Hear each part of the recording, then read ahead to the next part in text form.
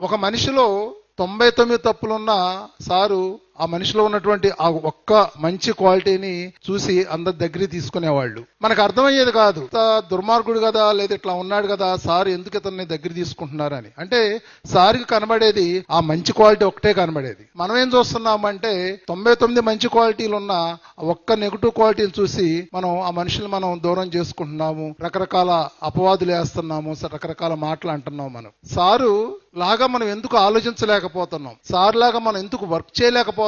ప్రతి ఒక్కళ్ళ బాధ్యత ఈ స్పిరిచువాలిటీని ముందుకు తీసుకెళ్ళడం అనేది. మనం ఒక మనిషికి ధ్యానం నేర్పించడానికి ఎంతో కష్టం. మరి పిఎంసి ద్వారా కొన్ని లక్షల మందికి వాళ్ళు ధ్యానంలోకి వస్తున్నారు. మీరు గమనించినట్లయితే ధ్యాన మహాయాగాల్లో 70% కొత్త వాళ్లే ఉంటున్నారు. మరి పిఎంసి చూసి ఎంతో మంది మోటివేట్ అయ్యి వాటిలో పాల్గొంటున్నారు. మరి పిఎంసి గనక బాగుంటే మిగిలిన అన్ని విభాగాలు బాగుంటాయి మన మూమెంట్ లో.